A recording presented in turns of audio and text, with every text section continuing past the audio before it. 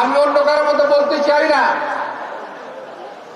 অনেকেই বলেন যে তাদেরকে ক্ষমতায় যেতেই হবে যেভাবেই হোক, আমরা এই কথা বলতে চাই না। অনেকে বলেন ভোট দিক বা না দিক আমাদের ক্ষমতায় যেতে হবে, অনেকে বলেন, এটা আমার কথা নয়। আর আমরা বলতে চাই বিএনপি জনগণের ভোটে আগামী দিন ইনশাল্লাহ নির্বাচন জয়লাভ করবে। প্রিয় ভাইরা, আমরা আজকে নির্বাচন করছি, যে সময় নির্বাচনী প্রচারণা যখন আমরা করে যাচ্ছি, তখন আমার দেশ নেত্রী বেগম খালেদা জিয়া, আমাদের প্রিয় নেত্রী, হাসপাতালের মৃত্যুর শয্যায় মৃত্যুর সঙ্গে পাঞ্জা লড়ছেন। অত্যন্ত ক্রিটিক্যাল অবস্থা। তবে আজকে আমরা জেনেছি অবস্থা একটু ভালোর দিকে। আমরা সবাই কামনা করব পরম দয়ালু করুণাময় আল্লাহ তাআলা যেন দেশ নেত্রী বেগম খালেদা জিয়াকে নেক হায়াত এবং দীর্ঘ হায়াত দান করেন। ভাইরা,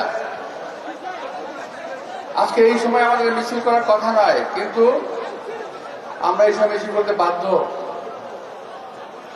নির্বাচনী প্রচারণার কাজ কেউ বন্ধ রাখেনি।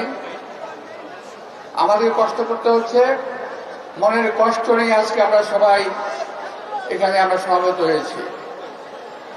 প্রিয় ভাইয়েরা, এই দেশ নেত্রীকে হত্যা করে এই দেশকে একটা অন্ধকারের দিকে ঠেলে দেওয়ার জন্য চেষ্টা করেছিল আগের সরকার। আগের হাসিনা সরকার কোন অবস্থাতেই চায়নি থাকতেন, থেকেছেন, আজকে উনি পারছেন না। আমাদের এই অবস্থায় আজকে নির্বাচন কাজ চালিয়ে যেতে হচ্ছে। ইনশাআল্লাহ আমরা নির্বাচন কাজ চালিয়ে যাব। আল্লাহর রহমতে দেশ নেত্রী বেগম খালেদা জিয়া সুস্থ হয়ে আমাদের মাঝে ফিরে আসবেন, এইটি আমরা কামনা করি। ভাইরা, এই দেশকে নিয়ে একটা চক্রান্ত হচ্ছে। এই চক্রান্ত নতুন করে চক্রান্ত নয়। 1971 সাল থেকে এই নেতা তারেক রহমানের নেতৃত্বে দেশ আজ দীপ্ত পদক্ষেপে গণতন্ত্রের দিকে এগিয়ে যাচ্ছে।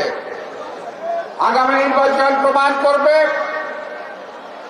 আমি অন্য কারোর মতো বলতে চাই না। অনেকেই বলেন যে তাদেরকে ক্ষমতায় যেতেই হবে যেভাবেই হোক, আমরা এই কথা বলতে চাই না।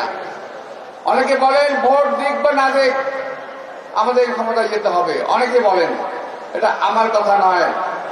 আর আমরা বলতে চাই বিএনপি জনগণের ভোটে আগামী দিন ইনশাল্লাহ নির্বাচন জয়লাভ করবে। বিএনপি ভোটে জয়লাভ করে এদেশের মানুষের সুখ দুঃখের ভার লাঘব করবে এবং এই দেশের মানুষকে আবার নিয়ে নতুন করে দেশকে গড়ার মতো একটা অবস্থা তৈরি করবে।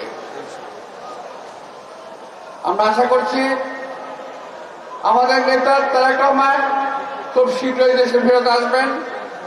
আমরা আশা করছি তার নেতৃত্বে এই দেশে সরকার গঠন হবে। সেই সরকার দেশকে সকল ষড়যন্ত্রের হাত থেকে রক্ষা করবে।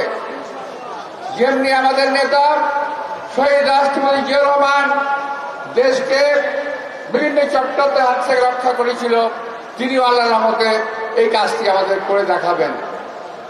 কোন ষড়যন্ত্রই বিএনপিকে, কোন ষড়যন্ত্র এই দেশকে, কোন ষড়যন্ত্র এই জাতিকে ধ্বংস করতে পারবে না।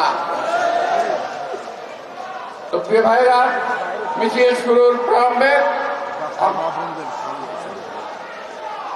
আপনাদেরকে একটি অনুরোধ জানাবো।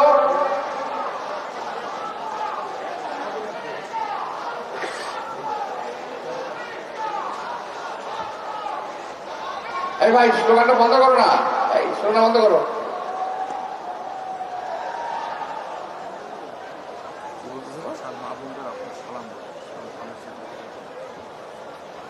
আজকে এই মঞ্চের চারিদিকে আমার যে বাসার মা বোনেরা আছেন, তাদের সবাইকে আমি সালাম জানাচ্ছি। ধানের শীষে একটি করে ভোট দেবেন এই অনুরোধ রাখছি। আপনাদের এই ভোট যেন বৃথা না যায় সেই জন্য প্রতিটি বাড়ি প্রতিটি মানুষ যারা আমাদেরকে ভোট দেবেন তারা সঙ্গে আরো 10টি করে ভোট অন্তত আদায় করবেন, এটুকু আমি আপনাদের কাছে আশা করছি।